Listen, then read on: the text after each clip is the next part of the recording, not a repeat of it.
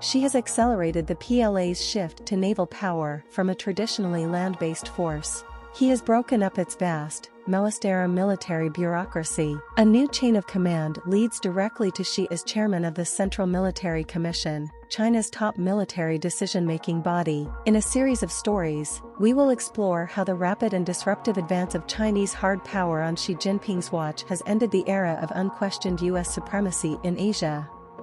In just over 2 decades, China has built a force of conventional missiles that rival or outperform those in the U.S. Armory. China's shipyards have spawned the world's biggest navy, which now rules the waves in East Asia. Beijing can now launch nuclear-armed missiles, and the PLA is fortifying posts across vast expanses of the South China Sea, while stepping up preparations to recover Taiwan, by force if necessary. It is clear that she wants to bring the era of U.S. dominance in Asia to an end. In the final analysis, it is for the people of Asia to run the affairs of Asia, solve the problems of Asia, and uphold the security of Asia, he said in a 2014 speech to foreign leaders on regional security. Xi Jinping is obsessed with military parades, said Willy Lam Lalab, a veteran observer of personnel movements in China's military and political elites and a professor at the Chinese University of Hong Kong. He loves these demonstrations of raw power. As part of Xi's martial image building, the party's propaganda machine portrays him as the leader responsible for a decisive pivot in China's recovery from foreign conquest and colonial domination that began with the First Opium War in the mid-19th century. China's powerful military is considered to be a master at concealing its intentions. But there is no secret about how it plans to destroy American aircraft carriers if rivalry becomes war. Under Xi Jinping, Beijing has elevated its missile forces to a point where many rockets in the Chinese arsenal now rival or outperform those of the United States. This dramatic shift could render American carriers, the backbone of U.S. military supremacy, obsolete in a conflict with China. Many of these missiles are specifically designed to attack the aircraft carriers and bases that form the backbone of U.S. military dominance in the region and which for decades have protected allies including Japan, South Korea, and Taiwan.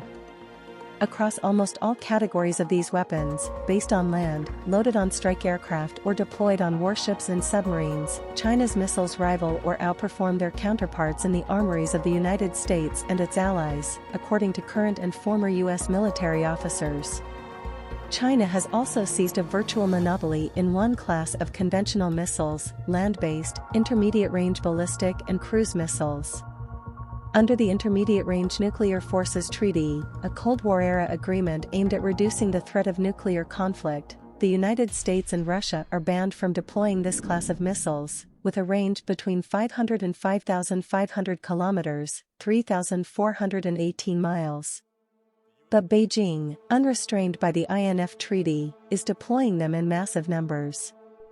This includes so-called carrier-killer missiles like the DF-21D, which can target aircraft carriers and other warships underway at sea at a range of up to 1,500 kilometers, according to Chinese and Western military analysts.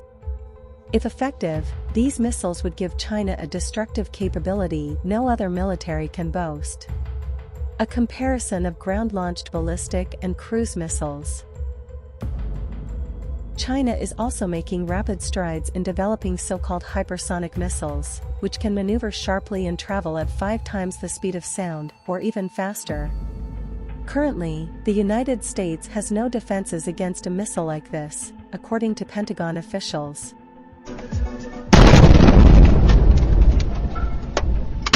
"We cannot defeat the United States at sea," a retired PLA colonel said in an interview.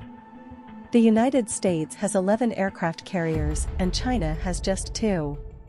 But we have missiles that specifically target aircraft carriers to stop them from approaching our territorial waters if there were conflict.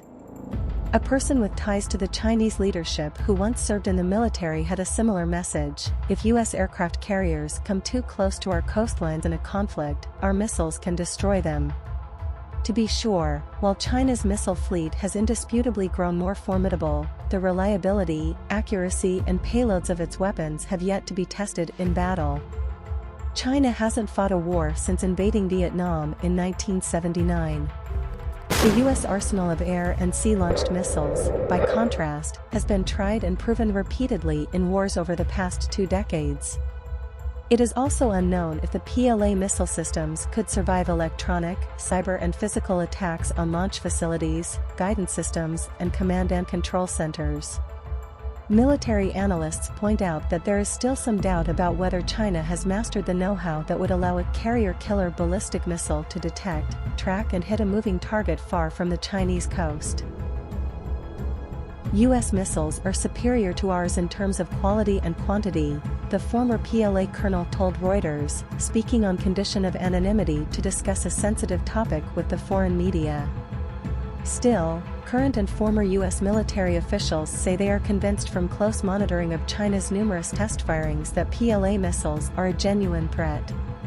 What makes Chinese missiles so dangerous for the United States and its Asian allies is that the PLA is winning the range war, according to Robert Haddock, a former U.S. Marine Corps officer. While the United States was taking what Haddock describes as a long holiday from missile development in the aftermath of the Cold War, China was shooting for distance, developing missiles that can fly further than those in the armories of the United States and its Asian allies. The DF-16 has a range of 1,000 kilometers and can strike targets in Taiwan. The DF-21 has a range of 2,150 kilometers and can target U.S. bases in Japan, including the major American base at Yokosuka. A carrier-killer version, the DF-21D, has a range of about 1,500 kilometers. The DF-26 has a range of 4,000 kilometers, putting the key United States base on Guam at risk. Meanwhile, China continues to improve its firepower. 2 sets of satellite images on Google Earth, taken 3 years apart, show how China's rocket force is testing its growing arsenal. In one, the distinctive shape of a jet fighter is clearly visible on what appears to be a mock airstrip in a remote Chinese desert. The images, captured in mid-2013 over the far west of China, show the outline of a delta-wing aircraft at the southern end of the runway. Images taken in late 2016 tell a different story. The wings and tail section are strewn at odd angles in a pile of wreckage. That plane looks like it has been shot at. The replica runway, pockmarked at one end with impact craters, is part of what O'Connor and other satellite imagery analysts have identified as a PLA missile test range. Here and at other remote sites in western China, the PLA has been blasting missiles at what appear to be simulated targets of air bases, fuel depots, ports, ships, communication hubs, radar arrays and buildings. Some of the mock-ups appear to mimic targets in Japan and Taiwan. Satellite images of the test range with the mock airstrip also suggest China is rehearsing strikes on the key U.S. Navy base at Yokosuka in Japan and other important facilities, according to a 2017 report from 2 U.S. Navy officers, Commander Thomas Shugart and Commander Javier Gonzalez. The 2 officers identified a mock target that appeared to be a mirror image of the inner harbor at Yokosuka base, home port for the U.S. carrier USS Ronald Reagan and its battle group. In their report for the Center for a New American Security, a Washington-based research group, the 2 officers said the target had outlines of angled piers similar to those at Yokosuka and the shapes of 3 warships about the same size as the U.S. destroyers based at the port. The scenario Shugart and Gonzalez laid out evokes the darkest moment in American naval history. The mock-up, they wrote, could be interpreted as a rehearsal of a Pearl Harbor-style surprise attack. That paralyzing blow sank or damaged key elements of the American fleet, killed more than 2,300 Americans, and plunged the United States into World War II. But the Japanese failed to sink the American aircraft carriers normally based at Pearl Harbor because they were at sea.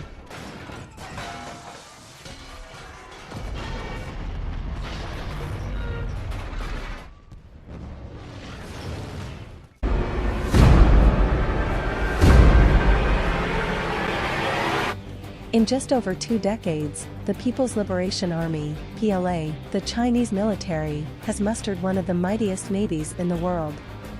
This increased Chinese firepower at sea, complemented by a missile force that in some areas now outclasses America's, has changed the game in the Pacific.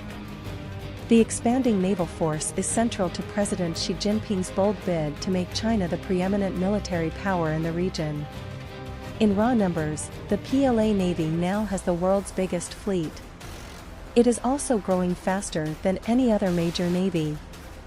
The regular, highly publicized launch of new warships is a powerful political weapon for Xi Jinping. For a domestic audience, modern aircraft carriers, destroyers and submarines are hard evidence that what Xi describes as the Chinese dream, his vision of a strong, rejuvenated nation, is becoming reality. After 6 decades of battling to master complex and challenging subsea military technologies, China has joined the United States, Russia, the United Kingdom and France in the Nuclear Ballistic Missile Submarine Club.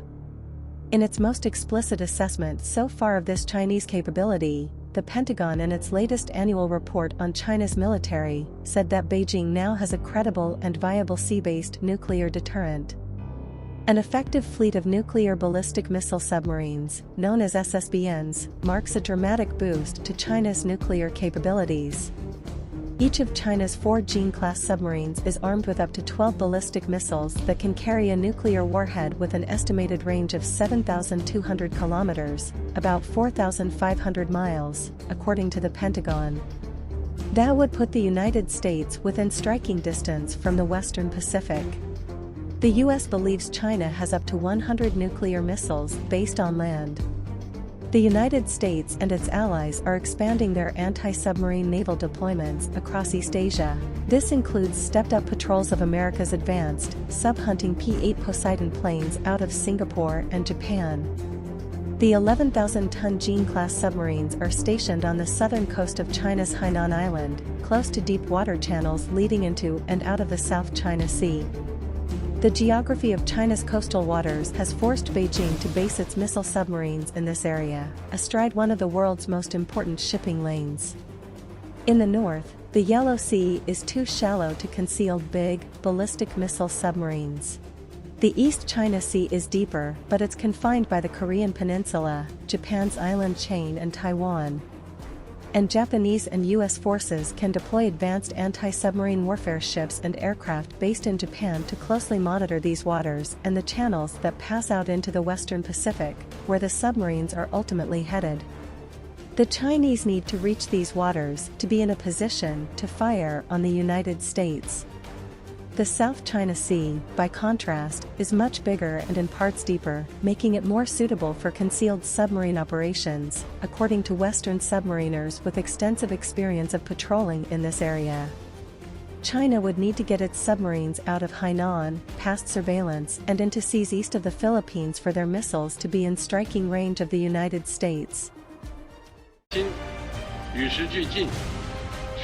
Chinese leader Xi Jinping has refashioned the People's Liberation Army into a force that's rapidly closing the gap on US firepower, and in some vital areas has surpassed it. American victory over China in a regional war is no longer assured.